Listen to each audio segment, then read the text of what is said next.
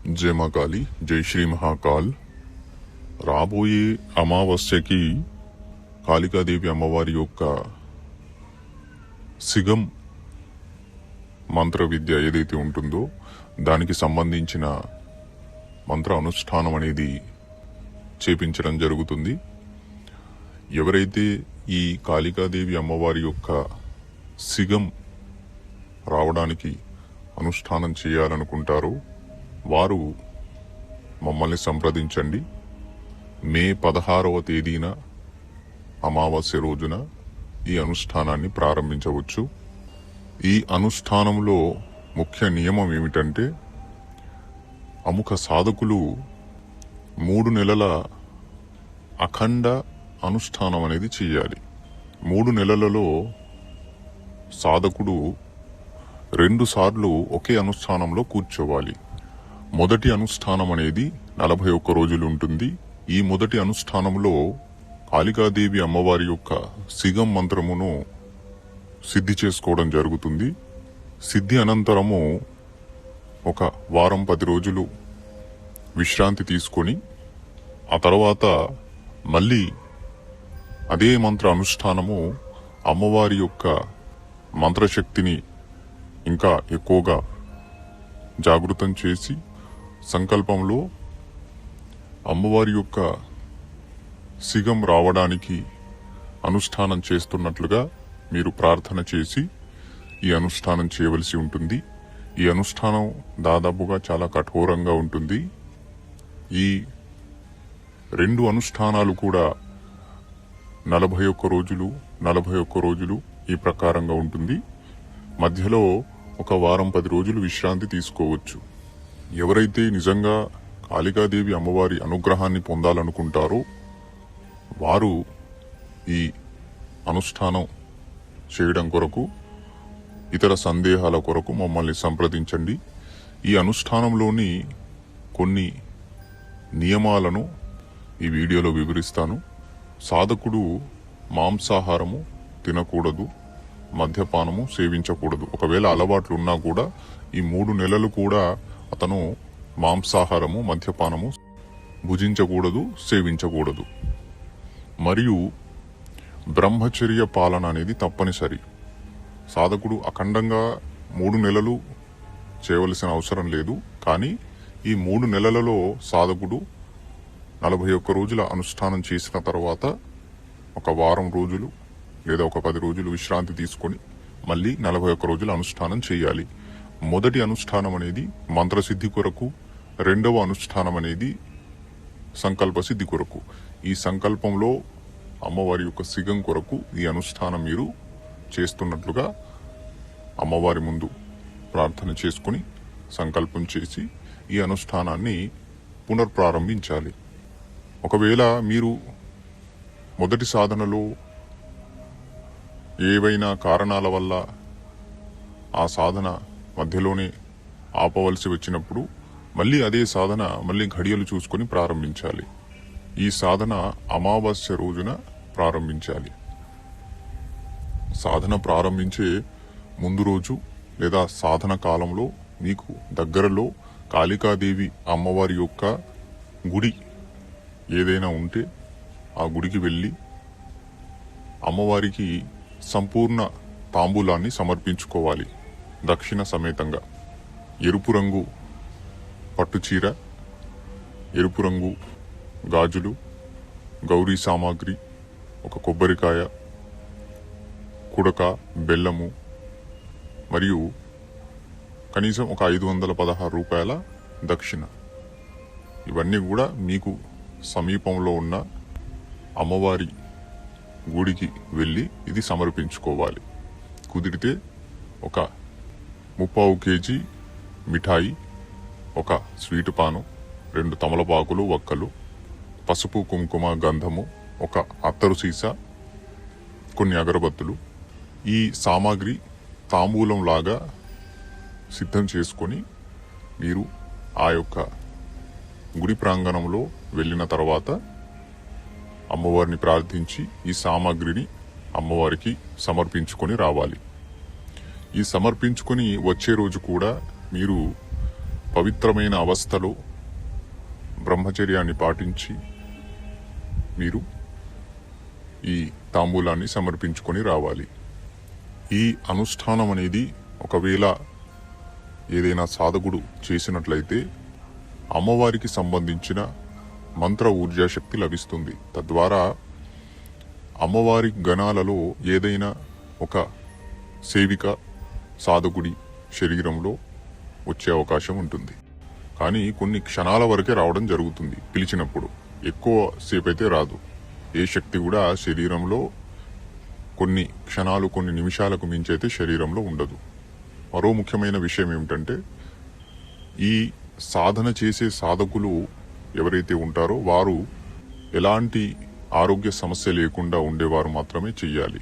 సాధన కాలం అనేది 3 నెలల కాల వ్యవధి ఉంటుంది. కాబట్టి ఈ 3 నెలల్లో ఖచ్చితంగా సాధకుడు కొన్ని ఆహార నియమాలు పాటించాలి. కాబట్టి ఉదాహరణకు 2 పూటల భోజనం చేయడం, ఫలాహారం తీసుకోవడం, ఉప్పు కారం తగ్గించి ఆహారాన్ని తినడం, ఇలాంటి కొన్ని నియమాలు ఉంటాయి. కాబట్టి సాధన కాలంలో సాధకుడు బలహీనమయ్యే అవకాశం ఉంటుంది. అలాగే సాధన కాలంలో ఏదైతే పూజా సామాగ్రి ఉంటుందో, నూనె కావచ్చు, దీపానికి వినియోగించేది, అలాగే పుష్పాలు, నైవేద్యాలు, అన్య సామాగ్రి ఏదైతే ఉంటుందో అవి ఖచ్చితంగా సమర్పించుకోగలగాలి. మరియు సాధన కాలంలో సాధకుడు దూర ప్రయాణాలు చేయకూడదు. నిష్ఠతో ఒకే పూజ గదిలో కూర్చొని ఈ అనుష్ఠానం చెయ్యాలి. సాధన కాలంలో దాదాపుగా మౌనాన్ని పాటించాలి. ఎక్కువగా మాట్లాడకూడదు. మరియు సాధన కాలంలో ఎవరితో గొడవ పెట్టుకోకూడదు, అబద్ధాలు చెప్పకూడదు, అలాగే దురాలోచనలు ఉండకూడదు, చెడు చేయకూడదు, స్వార్థపూరితంగా ఉండకూడదు. ఈ సమస్తం సాధన కాలంలో మీరు సద్గుణాలతో ఉండి అమ్మవారి పాదాల దగ్గర మిమ్మల్ని మీరు సమర్పణ చేసుకుని ఈ కఠోరమైన మంత్ర అనుష్ఠానం అనేది చెయ్యాలి. ఈ అనుష్ఠానంలో మీరు రోజులు ముందుకు వెళ్లే కొద్దీ చాలా రకాల కఠోరమైన పరీక్షలు మీరు ఎదుర్కొంటారు. దాదాపుగా ఇలాంటి సాధనలు అనేవి అందరూ కూడా సిద్ధి చేసుకోలేరు. కొంతమంది మాత్రమే సిద్ధి చేసుకోగలుగుతారు. 100లో 1 2 మాత్రమే సిద్ధి చేసుకుంటారు. ఎందుకంటే ఈ సాధన కాలం అనేది భయంకరంగా ఉంటుంది, కఠోరంగా ఉంటుంది. అధికంగా నియమాలు ఉండడం వల్ల ఆ నియమాలను తట్టుకోలేక సాధకులు మధ్యలోనే వదిలిపెట్టే అవకాశాలు కూడా ఉంటాయి. కనీసం 25 సంవత్సరాలకు పైబడిన వారు మాత్రమే ఈ అనుష్ఠానం చెయ్యాలి. అలాగే శరీరపరంగా ఎలాంటి సమస్య లేనివారు ప్రతిరోజు 3 గంటల వరకు మంత్రజపం కొరకై కూర్చునే వాళ్ళు మాత్రమే ఈ సాధనకి అర్హులు. భయభ్రాంతులు చెందేవారు ఈ సాధన చేయకూడదు. ఎందుకంటే సాధన కాలంలో మీకు చిత్ర విచిత్రమైన భయానక అనుభవాలు కలుగుతాయి. వాతావరణం మొత్తం కూడా ఉగ్రంగా మారిపోతుంది సాధన కాలంలో. కొన్ని సందర్భాలలో అమ్మవారి యొక్క దూతలు, అమ్మవారి యొక్క గణం మిమ్మల్ని, మీ కుటుంబాన్ని కూడా చాలా రకాల పరీక్షలు పెడుతుంది. కాబట్టి కుటుంబీకుల అనుమతి కూడా ఈ అనుష్ఠానం చేసే సమయంలో మీరు తీసుకోవాలి. ఈ అనుష్ఠానంలో సాధకుడు లేదా సాధకురాలు 3 పూటలా జపం చేయాలి. ఉదయం బ్రహ్మ ముహూర్తంలో, అలాగే సూర్యుడు అస్తమించిన తర్వాత సాయంకాల సమయంలో, రాత్రి 10 గంటల తర్వాత. ఈ ప్రకారంగా 3 పూటల సాధకుడు లేదా సాధకురాలు మంత్రజపం చేయాలి. ఈ అనుష్ఠానంలో సాధకులు ఎరుపు రంగు వస్త్రాలు ధరించి కుంకుమతో నుదుటన తిలకం పెట్టుకుని పవిత్రమైన అవస్థలో ఏకాంత పూజ గదిలో కూర్చొని చేసుకోవాలి. సాధన చేస్తున్నట్టుగా బహిర్గతం చేయకూడదు, చాలా గోప్యంగా చేసుకోవాలి. సాధన కాలంలో చాలా రకాల పరీక్షలు మీరు ఎదుర్కోవలసి వస్తుంది. ఆ పరీక్షల్లో మీరు నెగ్గాలి. కొన్ని సందర్భాలలో ధనపరమైన అవకాశాలు మీ ముందుకు వస్తాయి. మీ యొక్క గుణాన్ని అమ్మవారి యొక్క ఘన సేవికలు పరీక్షిస్తూ ఉంటారు. మరియు సాధన కాలంలో అల్లం, వెల్లుల్లి, ఉల్లిగడ్డ ఇవి కూడా త్యాగం చెయ్యాలి. ఇవి కొన్ని సాధన నియమాలు. సాధన మొదటి అనుష్ఠానంలో మీరు చాలా రకాల పరీక్షలు ఎదుర్కొంటారు. 41 రోజుల అనుష్ఠానం తర్వాత మీరు వారం నుండి 10 రోజులు విశ్రాంతి తీసుకొని పునర్ప్రారంభన చేయాలి రెండో అనుష్ఠానాన్ని అదే మంత్రంతో. రెండో అనుష్ఠానంలో మీరు మంత్రజపం చేస్తున్న సమయంలో ఒళ్ళు జలకరించడము, రోమాలు నిక్కబుడుచుకొని రావడము, తల మొద్దుబారిపోవడము, శరీరంలో కంపన శక్తి రావడము, ఆవలింతలు రావడము, అలాగే తలభాగం అనేది ఎక్కువగా అటు ఇటు ఊపడము, ఇలాంటి అనుభవాలు, కాళ్ళు చేతులు లాగుతున్నట్టుగా ఇలాంటి అనుభవాలు కలుగుతాయి. సాధన కాలంలో మిమ్మల్ని మీరు నియంత్రణ చేసుకోగలగాలి. అలాగే సాధన కాలంలో మంత్రజపం చేస్తున్నప్పుడు అకస్మాత్తుగా నాలిక అనేది బయటికి తీయడము, అలాంటి స్వభావ గుణాలు సాధకుడిలో రావడం జరుగుతుంది. ఎవరైతే బ్రహ్మచర్య పాలన చేయగలుగుతారో అలాంటి వారికి మాత్రమే ఈ మంత్రం సిద్ధించే అవకాశం ఉంటుంది. ఆ తర్వాత మంత్రసిద్ధి అనంతరము కాళికాదేవి అమ్మవారి యొక్క మంత్ర ఊర్జాశక్తి ద్వారా ఆ అమ్మవారి యొక్క సేవికలలో ఏదో ఒక సేవిక సిగం రూపంలో వచ్చే అవకాశం ఉంటుంది. కానీ గుర్తుపెట్టుకోండి, ఎక్కువ సమయం అనేది అయితే ఉండదు. కొన్ని క్షణాల వరకే ఉంటుంది. కొన్ని క్షణాలు లేదా కొన్ని నిమిషాల వరకే ఆ సిగం అనేది ఉంటుంది. ఖచ్చితంగా శరీరం అనేది నొప్పికి గురవడం జరుగుతుంది. ఆ నొప్పి అనేది కూడా కొన్ని రోజుల వరకు తగ్గకపోవచ్చు. బలహీనమైన దేహం వారు ఈ అనుష్ఠానాలు చేసి శక్తిని ఆవాహనం చేయకూడదు. మళ్ళీ చెప్పడం జరుగుతుంది, అమ్మవారి యొక్క సేవికలలో ఏదో ఒక సేవిక కొన్ని క్షణాల వరకు మాత్రమే శరీరం పైకి రావడం జరుగుతుంది. మరియు నియంత్రణ స్వభావం కలిగిన వారికి మాత్రమే ఈ సిగం అనేది ఎక్కువ రోజులు ఉంటుంది. సాధకుడు ఊర్జాశక్తిని నియంత్రించుకోగలిగితే ఈ సిగం విద్యను సాధించగలుగుతాడు. ఈ రెండో అనుష్ఠానంలో సాధకుడి శరీరం పైన ఒకవేళ తను సమర్థుడు, అర్హుడు అయితే ఖచ్చితంగా కాళికాదేవి అమ్మవారి యొక్క సేవికలలో ఏదో ఒక సేవిక సిద్ధి రూపంలో సాధకుడికి ప్రాప్తి కలగడం జరుగుతుంది. మంత్రసిద్ధి అనంతరము సాధకుడు ఒక నిర్ణీత సమయంలో చక్కగా తలస్నానం చేసి పూర్తి సాత్విక భావంతో ఒక మాల కానీ 21 సార్లు కానీ మంత్రజపం చేసినప్పుడు సిగం వచ్చే అవకాశాలు ఉంటాయి. అంటే సిద్ధి అనంతరము ఆవాహనం చేసే సమయంలో కనీసం 21 సార్లు మంత్రజపం చేసిన తర్వాత విధిపూర్వకంగా అప్పుడు సిగం వచ్చే అవకాశం ఉంటుంది. ఈ సిగం అనేది కూడా సాధకుడు నియంత్రణ చేసుకోగలగాలి.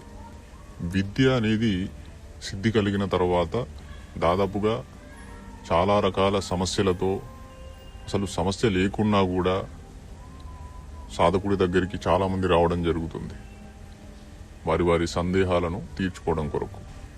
అలాంటి సందర్భంలో వచ్చే వారి దగ్గర నిస్వార్థంగా ఎలాంటి ధనరాశి, డబ్బు అనేది తీసుకోకుండా వారికి సహాయం చేసే గుణాన్ని కలిగి ఉండాలి. మీరు ధనాన్ని ఆశించి లేదా ఇంకేదైనా తప్పుడు ఆలోచనలతో ఇలాంటి అనుష్ఠానాలు చేస్తే మీకు లేదా మీ కుటుంబానికి ప్రమాదం. తప్పుడు గుణాలతో లేదా అబద్ధాలు ఆడుకుంటూ ఎక్కువ కాలం ప్రయాణం చేయలేరు. ఏదో రోజు మీరు చేసే ఆ పొరపాటు మిమ్మల్ని నిండా ఉంచుతుంది. అలాగే ఏదో రోజు మీరు ఆడే అబద్ధాలు ఒక కోటలాగా మారి ఆఖరికి ఆ కోట అనేది మీ మీదే కూలిపోతుంది.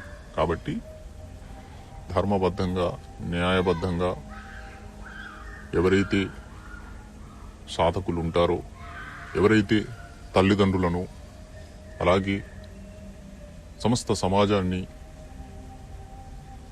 గౌరవిస్తారో, మర్యాదగా ఉంటారో, సద్గుణాలతో ఉంటారో, ఎవరైతే జీవహింస చేయరో, ఎవరైతే సాత్విక గుణాలు కలిగి ఉంటారో అలాంటి వారికి ఈ మంత్ర విద్య సిద్ధించే అవకాశాలు ఉంటాయి. మరో ముఖ్యమైన విషయం ఏమిటంటే, సాధన గురించి కాస్తో కూస్తో అవగాహన ఉండేవారు చేస్తే ఫలితం అనేది తొందరగా వచ్చే అవకాశం ఉంటుంది. ఎందుకంటే పూర్వంలో కొన్ని మంత్ర అనుష్ఠానాలు చేసి ఉంటారు కాబట్టి సాధన తొందరగా సిద్ధించే అవకాశం ఉంటుంది. ఈ వీడియో చూసిన కొంతమంది సాధకులు మళ్ళీ మమ్మల్ని సంప్రదించి, గురువు గారు ఈ మంత్రసిద్ధి, ఈ సిగం యొక్క సాధన 11 రోజుల్లో సిద్ధిస్తుందా, 21 రోజుల్లో సిద్ధిస్తుందా, 41 రోజుల్లో సిద్ధిస్తుందా అనే ఈ ప్రశ్నలు అడగడం జరుగుతుంది. ఈ వీడియోలో స్పష్టంగా చెప్పడం జరిగింది. 3 నెలల అనుష్ఠానం ఉంటుంది. 3 నెలల్లో 41 రోజుల అనుష్ఠానం చేసిన తర్వాత వారం నుండి 10 రోజులు విశ్రాంతి తీసుకొని తర్వాత, అంటే ఈ వారం నుండి 10 రోజులలో మళ్ళీ మీ కార్యకలాపాలు ఏవైనా మీరు చేసే వృత్తిపరంగా ఏవైనా ఉంటే అవన్నీ చేసుకొని తర్వాత మళ్ళీ 41 రోజుల అనుష్ఠానం అనేది ప్రారంభించాలి. ఈ ప్రకారంగా దాదాపుగా 3 నెలల అనుష్ఠానం అనేది ఉంటుంది. 3 నెలలు చేయగలిగే వారు మాత్రమే, అలాగే ధైర్య సాహసాలు కలిగిన వారు మాత్రమే, అన్ని విధాలుగా సిద్ధంగా ఉండేవారు మాత్రమే ఈ అనుష్ఠానం చేయాలి. ఈ మంత్రసిద్ధి ద్వారా సిద్ధి అనంతరము తప్పుడు ప్రయోగాలు చేయవచ్చు. అలాగే ఏదో ఒక దురుద్దేశంతో ఈ అనుష్ఠానం చేయాలనుకున్నా, ధనపరమైన ఆలోచనలతో ఈ అనుష్ఠానం చేయాలనుకున్నా కూడా మంత్రం సిద్ధించదు. ఈ విద్య మీకు ప్రాప్తి కలగదు. ఈ అనుష్ఠానంలో వినియోగించే సాధనా సామాగ్రి ఏదైతే ఉంటుందో రాబోయే అమావాస్య రోజున మళ్ళీ వీడియో రూపకంగా మీకు వివరించడం జరుగుతుంది. అంతవరకు చక్కగా ఈ వీడియోను పూర్తిగా అర్థం చేసుకొని ఎవరైనా ఈ అనుష్ఠానం చేయాలనుకునేవారు మమ్మల్ని సంప్రదించండి. మరో ముఖ్యమైన విషయం ఏమిటంటే, సాధన నియమాలు చాలా కఠోరంగా ఉంటాయి కాబట్టి సాధారణమైన వ్యక్తులు రోజువారీ జీవితంలో వ్యాపారాలు చేసుకునేవారు, ఉద్యోగాలు చేసుకునేవారు, అలాగే ఎక్కువగా ఒక చోటు నుండి మరో చోటకి ప్రయాణం చేసేవారు, దూర ప్రయాణాలు చేసేవారు, ఇలాంటి వాళ్ళు ఈ సాధనకి అర్హులు కాదు. ఎందుకంటే వాళ్ళ వ్యక్తిగత జీవితంలో వాళ్ళకు తెలియకుండానే సాధన నియమాలను వారు పాటించకపోవచ్చు, మర్చిపోయి అకస్మాత్తుగా వాళ్ళ ద్వారా కొన్ని తప్పులు జరిగే అవకాశాలు కూడా ఉంటాయి. కాబట్టి ఎవరైతే నిష్ఠగా ఇంట్లో నుంచి కదలకుండా 2 అనుష్ఠానాలు, 41 రోజుల అనుష్ఠానం, మళ్ళీ 41 రోజుల అనుష్ఠానం ఎవరైతే చేయగలుగుతారో అలాంటి వారు మమ్మల్ని ఒకసారి సంప్రదించండి. ఇప్పుడు ఒకసారి ఈ సాధనకు సంబంధించిన మంత్రాన్ని చదివి వినిపిస్తాము. మంత్రం కాస్త పెద్దగా ఉంటుంది.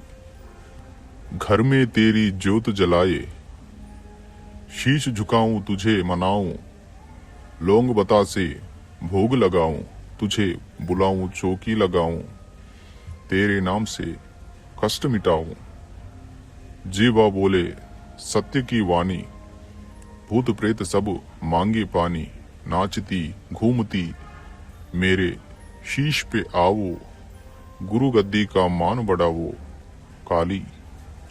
మంత్రం ఈ ప్రకారంగా ఉంటుంది. మంత్రాన్ని కూడా పూర్తిగా చదవలేదు, ఈ ప్రకారంగా మంత్రం ఉంటుంది అని మీకు ఒకసారి చదివి వినిపించడం జరిగింది.